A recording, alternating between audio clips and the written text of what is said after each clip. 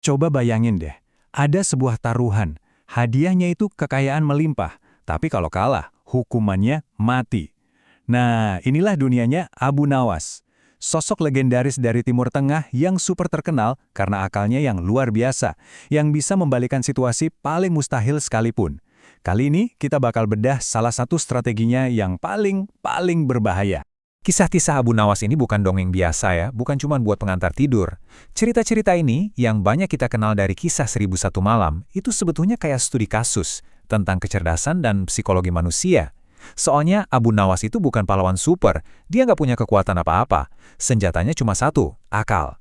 Dan akal itulah yang dia pakai buat nantang penguasa dan menangin taruhan yang, ya ampun, kelihatannya mustahil banget.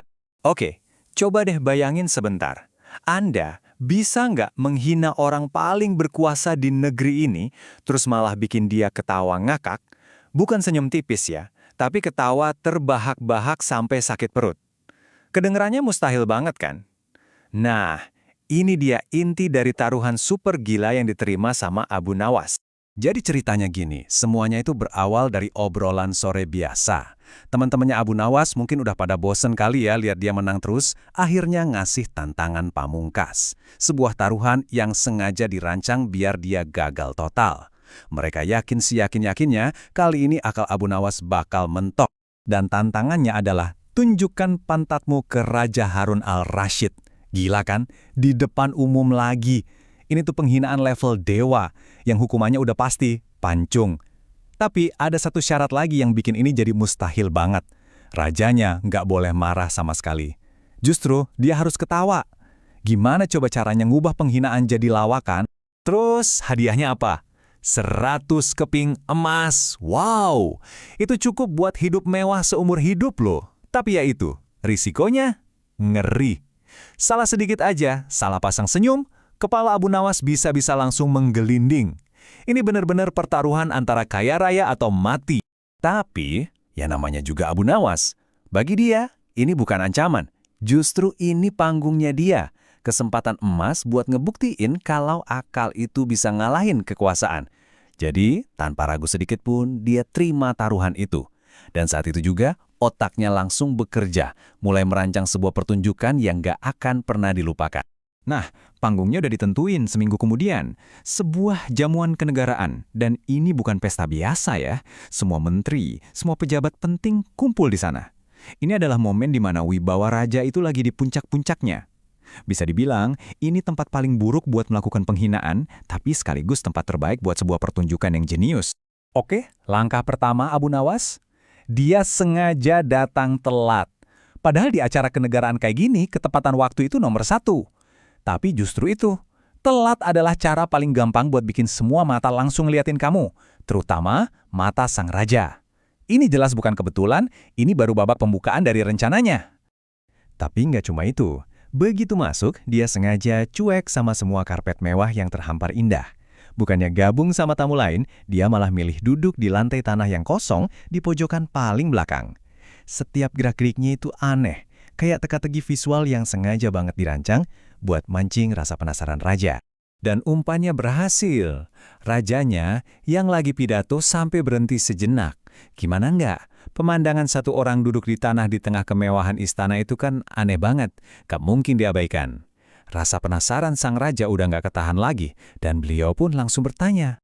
Pertanyaan rajanya simpel aja. Hei, kenapa kamu gak duduk di atas karpet? Pertanyaan yang wajar banget kan? Karena beliau bingung. Tapi buat Abu Nawas, itu bukan sekedar pertanyaan. Itu sinyalnya. Jebakannya udah siap, dan raja baru saja menginjak pelatuknya. Dan jawaban Abu Nawas malah bikin makin bingung. Ampun tuanku yang mulia katanya, sebenarnya hamba ini sudah duduk di atas karpet. Nah loh, jawaban ini kan jelas-jelas bertentangan sama apa yang dilihat semua orang. Ini menciptakan paradoks yang bikin rasa penasaran raja makin ndak karuan. Sekarang, rajanya udah bener-bener kepancing.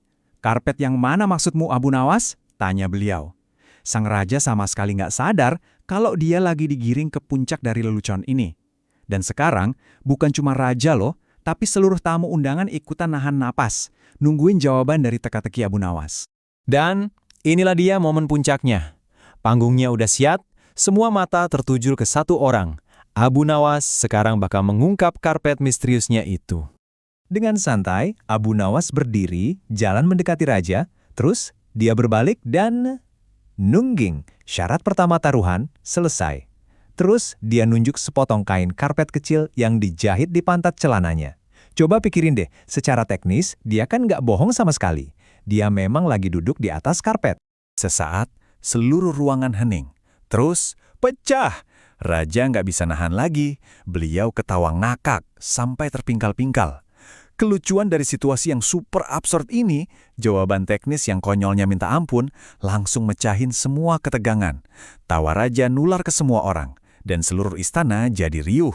Misi berhasil. Nah, dengan tawa raja sebagai bukti sahih, Abu Nawas resmi memenangkan taruhan yang katanya mustahil itu. Dia nggak cuma nyelamatin lehernya dari pedang Algojo, tapi juga dapat hadiahnya, dengan cara yang paling teatrikal yang bisa dibayangkan. Coba kita bedah lagi deh, betapa jeniusnya strategi ini. Langkah 1, terima taruhan yang mustahil. Langkah 2, ciptakan skenario yang bikin penasaran, bukan bikin marah. Langkah 3, kasih jawaban yang secara teknis benar, tapi secara visual absurd banget. Hasilnya, hadiah masuk kantong dan semua orang malah terhibur. Keren! Jadi, dari kisah ini, kita jadi mikir ya, satu pertanyaan penting. Kecerdasan sejati itu kayak gimana sih? Apa cuma sekedar tahu banyak hal? Atau jangan-jangan, seperti yang ditunjukin Abu Nawas, kecerdasan sejati itu adalah seni membingkai ulang masalah, mengubah ancaman jadi peluang, dan nemuin celah logika di tempat yang orang lain nggak pernah kepikiran buat nyari. Coba direnungkan.